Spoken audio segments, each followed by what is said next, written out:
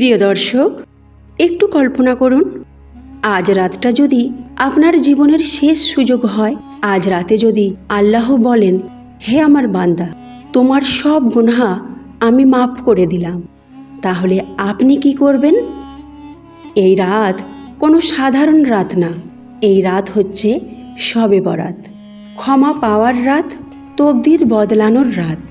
আজকের ভিডিওটা শেষ পর্যন্ত দেখবেন, কারণ আজ আমি বলবো শবে বরাত কেন এত মূল্যবান, এই রাতে কি হয়, কে কে ক্ষমা পায় না, আর আপনি কি করলে আল্লাহর রহমত পাবেন।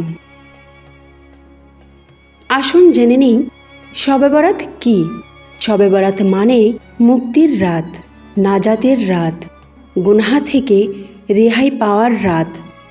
আরবিতে বলা হয় লাইলাতুল নিসফে শাবান, অর্থাৎ শাবান মাসের 15 তারিখের রাত। এই রাতে আল্লাহ তাআলা বান্দাদের দিকে বিশেষভাবে দৃষ্টি দেন। আসুন জেনে নিন রাসূল সাল্লাল্লাহু আলাইহি ওয়াসাল্লাম কি বলেছেন। বলেছেন, আল্লাহ তাআলা শাবান মাসের মধ্যরাতে সমস্ত সৃষ্টির দিকে তাকান এবং মুশরিক ও বিদ্বেষ পোষণকারী ছাড়া সবাইকে ক্ষমা করে দেন। ইবনে মাজাহ হাদিস নম্বর 1390। প্রিয় দর্শক, ভাবুন তো, হাজার হাজার গুনাহ নিয়ে আমরা বেঁচে আছি, আর আল্লাহ এক রাতেই বলেছেন, আমি তোমাকে মাফ করে দিলাম। এই কারণেই শবে বরাত এত মূল্যবান। তকদিরের ফয়সালা।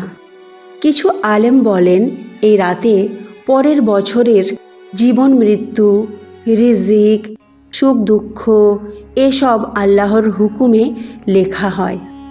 সূরা দুখানে আল্লাহ বলেন, এই রাতে সব গুরুত্বপূর্ণ ফয়সালা করা হয়। মানে কি, আজকের দোয়া আপনার আগামী বছরের জীবন বদলে দিতে পারে। রাসূল সাল্লাল্লাহু আলাইহি ওয়াসাল্লামের আমল।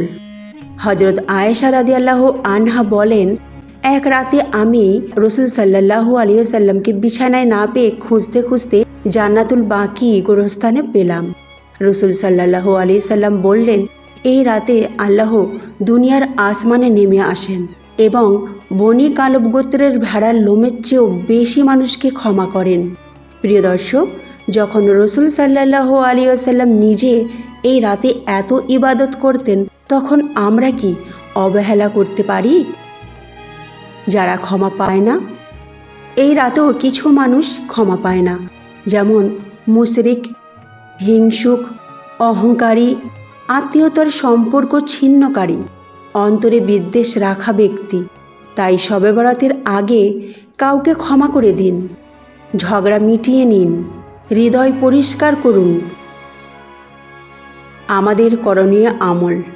এই রাতে কি করবেন? নফল নামাজ পড়বেন, বেশি বেশি ইস্তিগফার পাঠ করবেন, দরুদ শরীফ পাঠ করবেন, কোরআন তিলাওয়াত করবেন, বাবা মা ও উম্মার জন্য দোয়া করবেন, নিজের গুনাহের জন্য কান্না করে তওবা করবেন। প্রিয় দর্শক, জানি না আগামী শবে বরাত আমরা পাবো কি না, কিন্তু আজ যদি আল্লাহ বলেন, আমি তোমাকে মাফ করে দিলাম, তাহলে এর চেয়ে বড় সৌভাগ্য আর কি হতে পারে। আজ রাতটা ঘুমিয়ে নষ্ট করবেন না, আজ রাতটা আল্লাহর সামনে কান্নায় কাটান। ভিডিওটি ভালো লাগলে লাইক করুন, শেয়ার করুন, আর কমেন্টে লিখুন, ইনশাআল্লাহ আজ তওবা করব। আসসালামু আলাইকুম ওয়া রাহমাতুল্লাহি ওয়া বারাকাতুহু।